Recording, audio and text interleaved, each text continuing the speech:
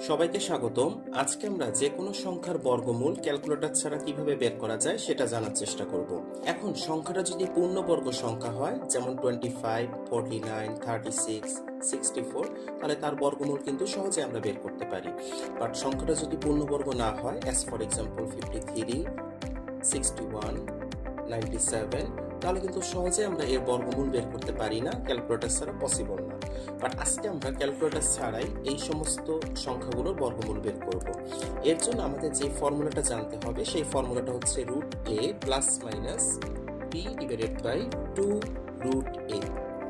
এখন উদাহরণস্বরূপ আমরা ধরে নিচ্ছি 53 এর বর্গমূল আমরা বের করতে চাই। 53 এর বর্গমূল যদি আমরা বের করি, তাহলে আমাদের প্রথমেই যে চিন্তাটা করতে হবে যে 53 এর নিকটবর্তী পূর্ণবর্গ সংখ্যা কত। তাহলে 53 এর নিকটবর্তী পূর্ণবর্গ সংখ্যা হচ্ছে 49। এখন 49 এর সাথে কত যোগ বা বিয়োগ করলে আমরা 53 পাই। তাহলে 49 এর সাথে যদি আমরা 4 যোগ করে ফেলি, তাহলে কিন্তু আমরা 53 পেয়ে যাই। তাহলে এই ক্ষেত্রে আমাদের এই 49 হচ্ছে a এবং 4 হচ্ছে, মানে যেটা আমরা যোগ বা বিয়োগ করতেছি সেটা হচ্ছে b। এখন যদি আমরা এই সূত্রটা অ্যাপ্লাই করি, তাহলে আমরা যেটা পাবো √53 ইজ ইকুয়ালস টু √a। এখন সেকেন্ড যে ব্যাপারটা, এখানে প্লাস হবে নাকি মাইনাস হবে, এখানে প্লাস হবে নাকি মাইনাস হবে, এটা বলে দিবে আমার এখানকার চিহ্ন। যেহেতু আমি এখানে +4 দিয়ে 53 পেয়েছি, তার মানে এখানে আমরা ইউজ করব প্লাস সাইন। তাহলে plus b divided by 2√a।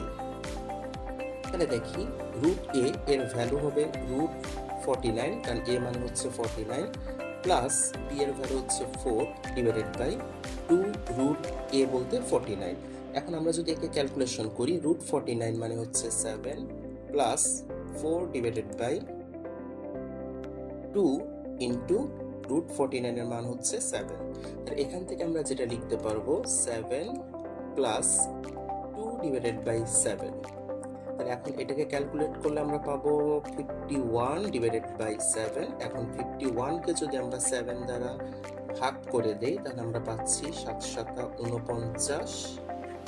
এখানে 2 থাকতেছে, দশমিক দিয়ে একটা শূন্য, 7 × 2 = 14, তাহলে এখানে থাকতেছে 6 আর একটা শূন্য, 7 × 8 = 56। 2 ডিজিট পর্যন্ত নিলে আমাদের জন্য এনাফ। তাহলে এই ক্ষেত্রে আমরা পাচ্ছি 51 divided by 7 is equals to 7.28, অর্থাৎ √53 এর ভ্যালু আসবে 7.28। বলে রাখা ভালো, আমরা এখানে যে ফলাফলটা পাচ্ছি এটা কিন্তু একটা অ্যাপ্রক্সিমেট ভ্যালু বা কার্যকর। সবাইকে সাথে থাকার জন্য ধন্যবাদ।